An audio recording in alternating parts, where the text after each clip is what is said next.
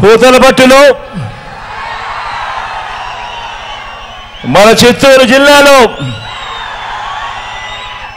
ఈరోజు నాకు ఇక్కడ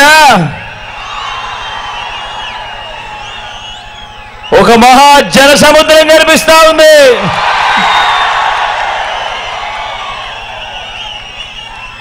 ఇది ప్రజల సముద్రం.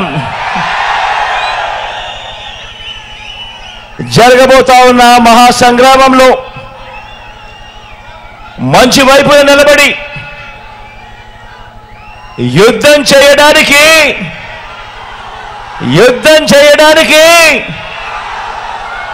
సిద్ధమంటా ఉన్నాం. ఒక మహా ప్రజా సముద్రం ఇది. ఈ సభకు వచ్చిన నా ప్రతి అక్క చెల్లెమ్మకు, నా ప్రతి అవ్వ ప్రతి తాతకు, ప్రతి సోదరుడికి, ప్రతి స్నేహితుడికి ముందుగా మీ జగన్, మీ బిడ్డ శిరస్సు వంచి పేరు పేరున హృదయపూర్వకంగా కృతజ్ఞతలు తెలుపుకుంటా ఉన్నాను.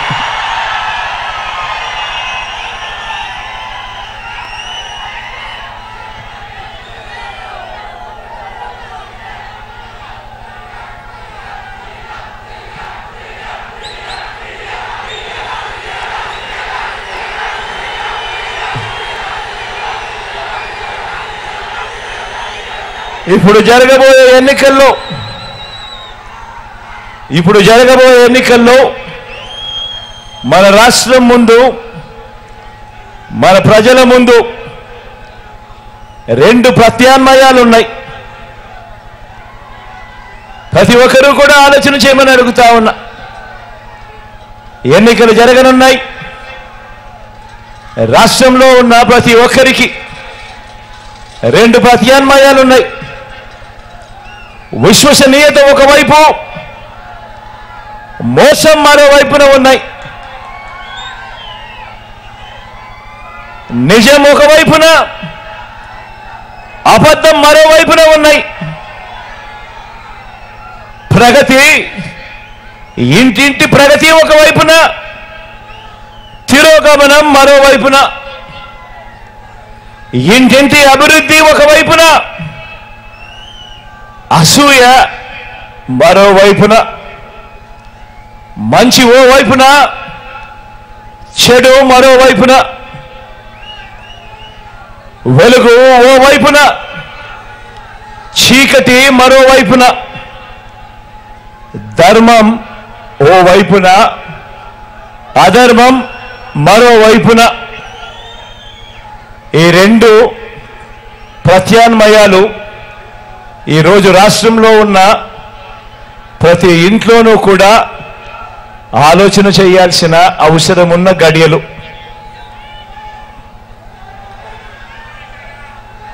ప్రజలిచ్చిన అధికారాన్ని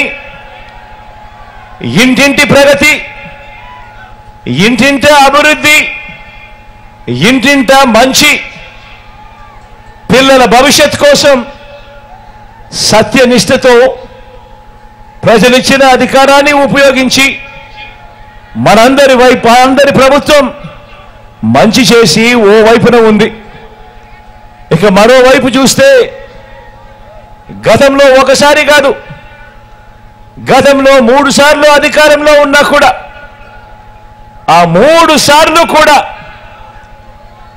అబద్ధం, మోసం, అన్యాయం, తిరోగమనం, చెడు, చీకటి, వీటిని ప్రజలకు రిటర్న్ గిఫ్ట్గా ఇచ్చిన చంద్రబాబు బృందం మరోవైపున మన కళ్ళ ఎదుటే కనిపిస్తా ఉన్నారు.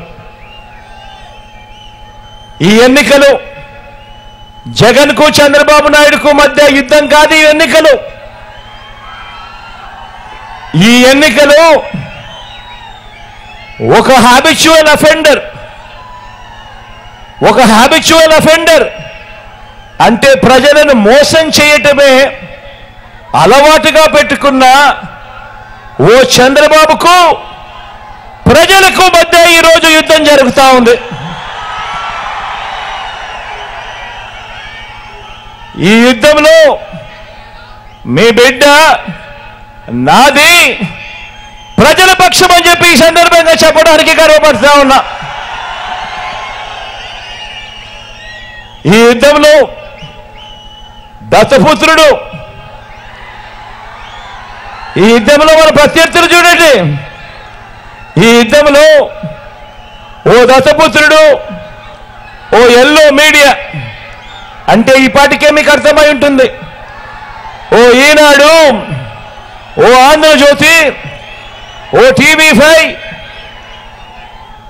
వీరందరూ కాక ఈ రాష్ట్రాన్ని విడగొట్టిన పార్టీ, ఈ రాష్ట్రాన్ని ప్రత్యేక హోదా ఇవ్వకుండా అన్యాయం చేసిన మరో పార్టీ, వీరంతా కూడా ప్రత్యక్షంగాను పరోక్షంగాను రాష్ట్ర ప్రజల వ్యతిరేక పక్షం వీరిది, చంద్రబాబు పక్షం. వీరందరూ యుద్ధం చేస్తా ఉన్నారు. వీరందరూ యుద్ధానికి వస్తా ఉన్నారు కేవలం మీ బిడ్డ ఒక్కడి మీద.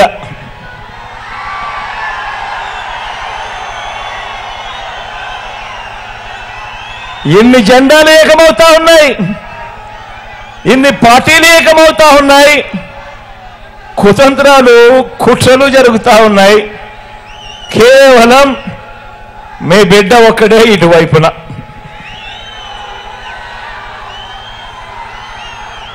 మరి మే 13న జరగబోయే ఎన్నికల సంగ్రామంలో మనందరి ప్రభుత్వానికి మద్దతు ఇవ్వడం ద్వారా మే 13న జరగబోయే ఎన్నికల్లో మీ బిడ్డకు మీరు తోడుగా ఉండడంతో మనందరి ప్రభుత్వానికి మద్దతు ఇవ్వడం ద్వారా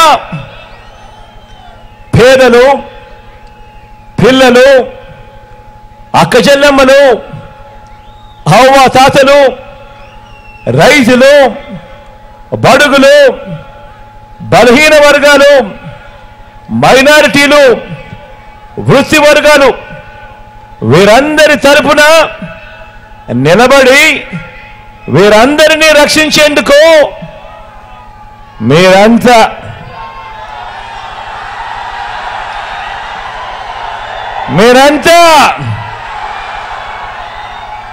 సిద్ధమేనా అని అడుగుతా ఉన్నాను.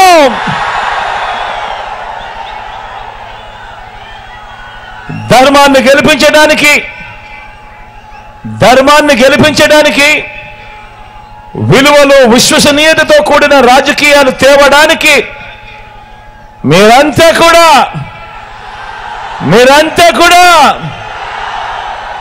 సిద్ధమేనా అడుగుతా ఉన్నాను.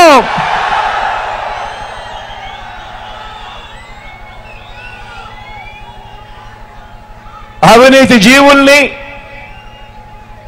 పేదల వ్యతిరేకులను, పెత్తందారులను ఓడించేందుకు ఏకంగా 175కు 175 అసెంబ్లీ స్థానాలు, ఏకంగా 25 ఎంపీ స్థానాలకు 25 ఎంపీ స్థానాలు గెలిపించుకొని పేదల భవిష్యత్తుకు తోడుగా ఉంటూ డబుల్ సెంచరీ సర్కార్ను స్థాపించేందుకు సిద్ధమేనా అడుగుతా ఉన్నాను.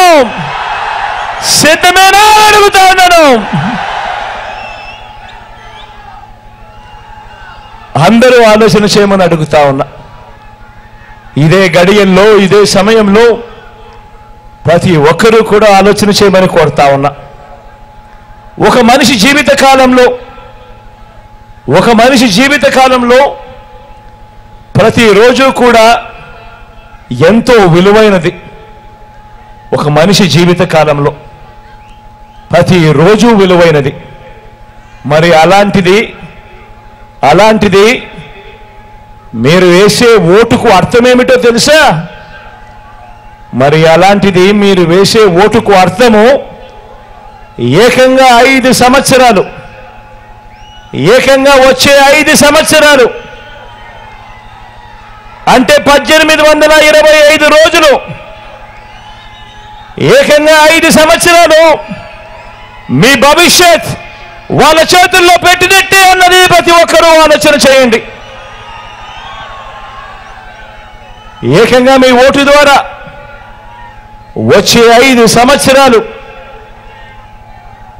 అధికారం ఇవ్వటము అని మనకు జరిగే మంచికి కానీ, మన ఇళ్లలో మనకు జరిగే చెడుకు కానీ చేసే అధికారము మన ఓటు ద్వారా వాళ్లకు ఇవ్వటమే అన్నది ప్రతి ఒక్కరూ ఆలోచన చేయమని అడుగుతా ఉన్నా.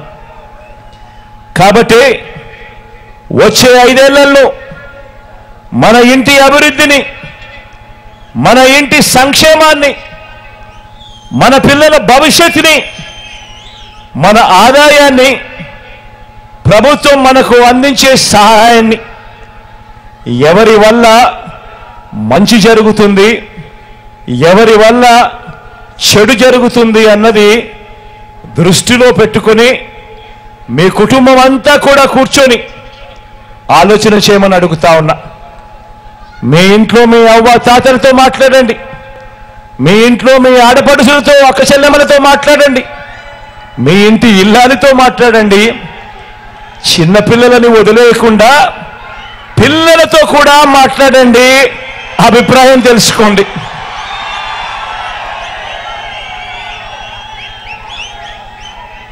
అందరితో ఆలోచన చేసి ఎవరి వల్ల మీకు మంచి జరిగింది, ఎవరి వల్ల మీకు మంచి జరిగింది, ఎవరు ఉంటే మీకు మంచి జరుగుతుంది అన్న ఆలోచించి నిర్ణయం తీసుకోమని తర్వాతే ఓటు వేసే ముందు అని చెప్పి అడుగుతా ఉన్నా. ఎందుకంటే ఇంతకుముందే నేను చెప్పా, ఈ ఓటు కేవలం ఎమ్మెల్యేలను ఎంపీలను ఎన్నుకునేందుకు వేసే ఓటు కాదు ఇది. ఈ ఓటు వల్ల మీ తలరాతలు, మీ భవిష్యత్తు మారుతుంది అన్నది ప్రతి ఒక్కరూ జ్ఞాపకం పెట్టుకోమని కోరుతా ఉన్నా. ప్రతి ఒక్కరూ ఇంటికి వెళ్ళండి, ప్రతి ఒక్కరూ ఇంటి పక్కనే ఉన్న ఇరుగు పొరుగు ఇళ్లలో ఉన్న అక్క చెల్లెమ్మల కుటుంబాలను వాళ్ళను సందర్శించండి.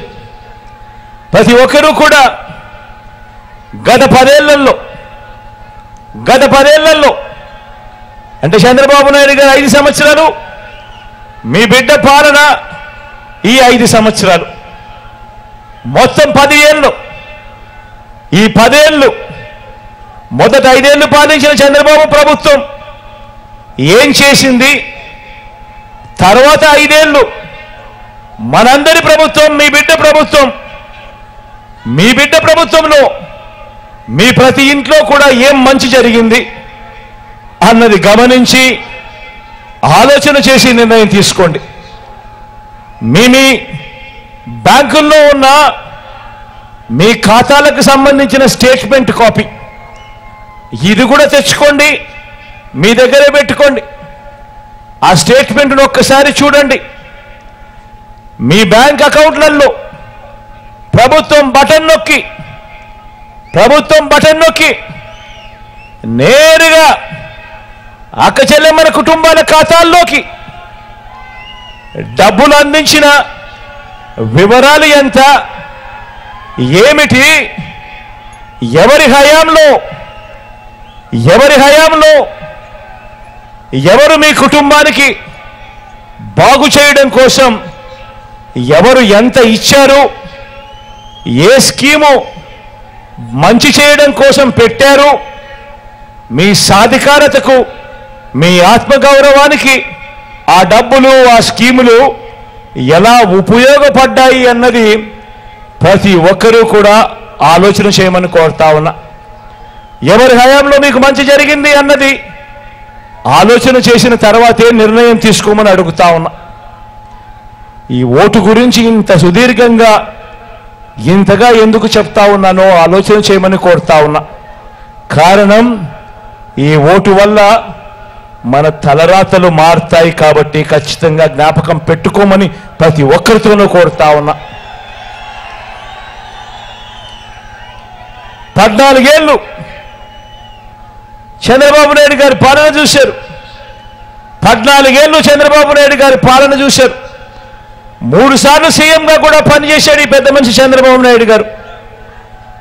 మరి మీకు మీ ఇంటికి ఏం చేశాడో మీరంతా ఆలోచిస్తే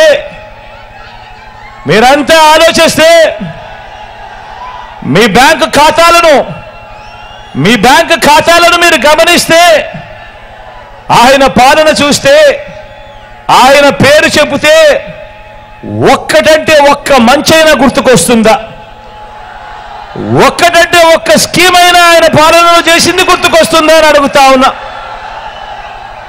కనీసం ఒక్క రూపాయి అయినా మీ బ్యాంకు ఖాతాలకు ఆయన జమ చేసినట్టు కనీసం మీ ఖాతాల్లో ఉన్న కనిపిస్తుందా?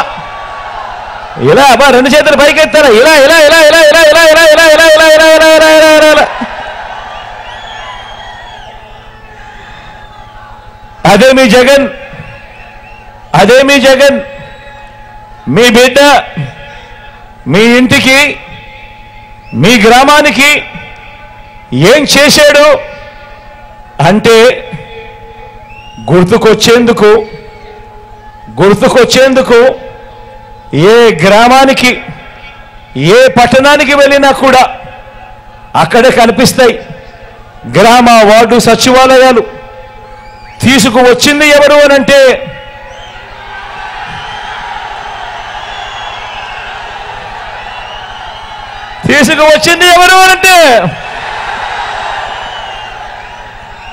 గుర్తుకొచ్చేది మీ జగన్. ఆ సచివాలయాల నుంచి 4 అడుగులు ముందుకు వేస్తే కనిపిస్తుంది ఒక రైతు భరోసా కేంద్రం. రైతన్నలను చెయ్యి పట్టుకొని నడిపించేందుకు కనిపిస్తుంది ఒక రైతు భరోసా కేంద్రం. ఆ రైతు భరోసా కేంద్రాలను నిర్మించింది ఎవరు అంటే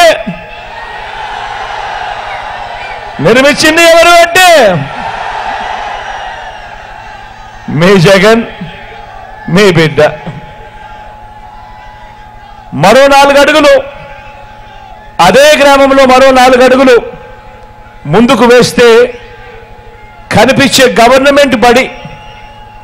ఆ కనిపించే గవర్నమెంట్ బడిని నాడు నేడు ద్వారా పూర్తిగా రూపురేఖలన్నీ కూడా మార్చి అందులో ఇంగ్లీష్ మీడియం తీసుకువచ్చింది ఎవరు అంటే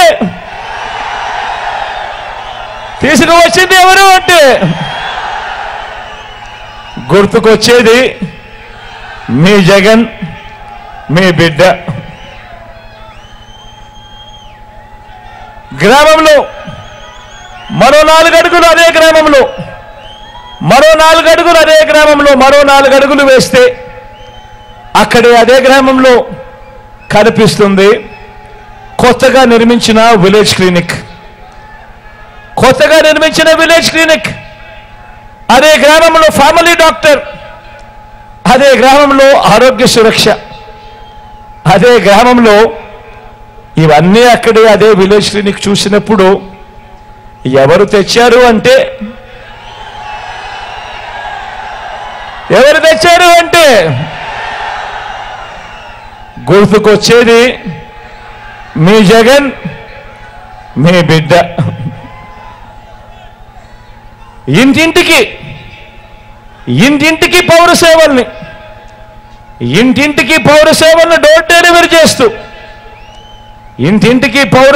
డోర్ డెలివరీ చేస్తూ పేదల ఆత్మగౌరవాన్ని నిలబెడుతూ ఆ అవ్వ తాతల ముఖాల్లో 1వ తేదీ వచ్చేసరికి అది సెలవు దినమైనా సరే, అది ఆదివారమైనా సరే, 1వ తేదీ వచ్చేసరికి ఆ ఇంటికే వెళ్ళి తలుపు తట్టి చిరునవ్వులతో గుడ్ మార్నింగ్ చెబుతూ ఆ అవ్వ తాతల ముఖాలలో చిరునవ్వులు, ఆనందాలు తీసుకువస్తా ఉన్న ఆ వాలంటీర్ వ్యవస్థ తెచ్చింది ఎవరు అంటే తెచ్చింది ఎవరు అంటే మీ జగన్, గుర్తుకొచ్చేది మీ బిడ్డ. ప్రతి గ్రామ సచివాలయానికి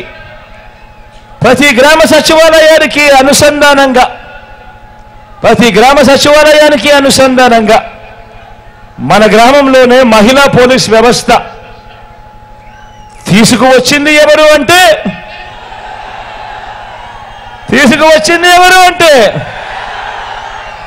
మీ జగన్, గుర్తుకొచ్చేది మీ బిడ్డ.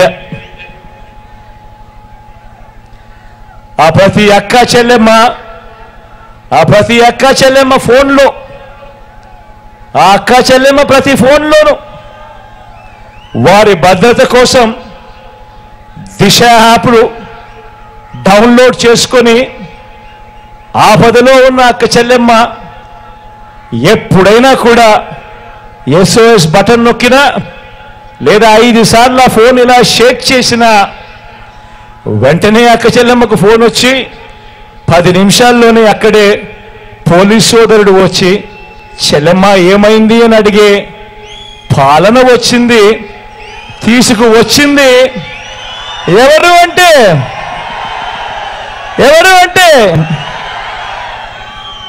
గుర్తుకొచ్చేది మీ జగన్, గుర్తుకొచ్చేది మీ బిడ్డ.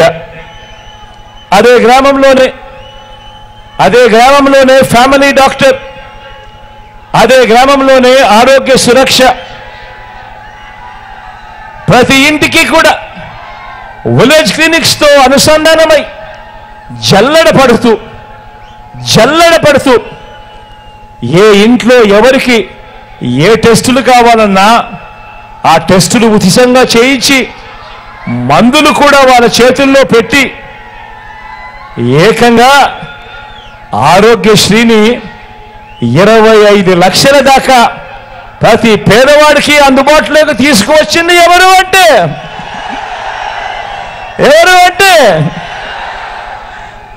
గుర్తుకొచ్చేది మీ బిడ్డ, గుర్తుకొచ్చేది మీ జగన్. ఇప్పుడు ఏ గ్రామాన్ని తీసుకున్నా కూడా ఆ అక్క చెల్లెమ్మల పేరిట ఇచ్చిన ఇళ్ల పట్టాలతో అక్కడే నిర్మాణం అవుతా ఉన్న ఆ కాలనీలు చూస్తూ ఉంటే, ఆ ఇళ్ల నిర్మాణాలు జరుగుతూ ఉన్న కాలనీలు చూస్తూ ఉంటే గుర్తుకొచ్చేది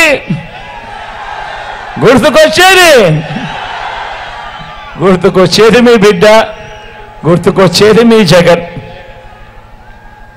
ఎప్పుడు చూడని విధంగా, రాష్ట్రంలో ఎప్పుడూ జరగని విధంగా, గతంలో ఎప్పుడూ కూడా కనీసమైనా చేయగలుగుతారా అంటే కూడా కనీసం ఆలోచనకు కూడా రాని విధంగా, ఎప్పుడూ జరగని విధంగా ఏకంగా 2,70,000 కోట్ల రూపాయలు, మరోసారి చెప్తా ఉన్నా, ఏకంగా 2,70,000 కోట్ల రూపాయలు నేరుగా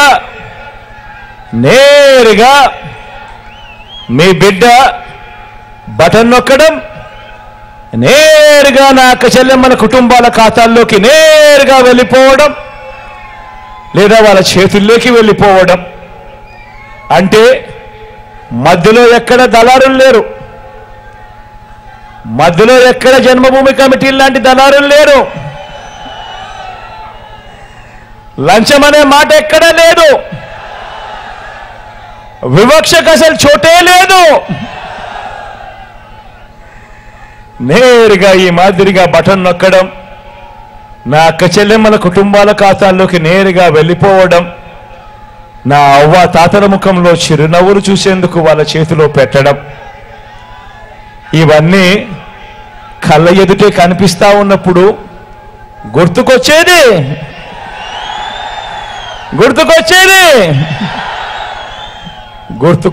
మీ బిడ్డ, గుర్తుకొచ్చేది మీ జగన్. మనసున్న ప్రభుత్వంగా పేదలు, అక్క చెల్లెమ్మలు, పిల్లలు, అవ్వాతాతలు, సామాజిక వర్గాల వారు ఇలా అందరికీ కూడా చరిత్రలో ఎప్పుడు కూడా చూడని విధంగా, చరిత్రలో కని విని ఎరగని రీతిలో బటన్ నొక్కి ఇంతగా మేలు చేశాము, ఎంతగా మేలు చేశాము అర్థమై, మనం ఇంతగా మేలు చేశాము అన్న విషయం అర్థమై చంద్రబాబు, ఆయన కూటమి, ఆయన పొత్తుల జెండాలు, ఆయన ఎల్లో మీడియా మన ప్రభుత్వం మీద ఎంతగా అసూయపడతా ఉన్నారు, ఎంతగా అక్కసు కక్కుతా ఉన్నారు మీరందరూ కూడా చూస్తూనే ఉన్నారు కదా, చూస్తూనే ఉన్నారు కదా. బటన్ నొక్కి 130 సార్లు మీ బిడ్డ బటన్ నొక్కాడు. 130 సార్లు మీ బిడ్డ బటన్ నొక్కాడు.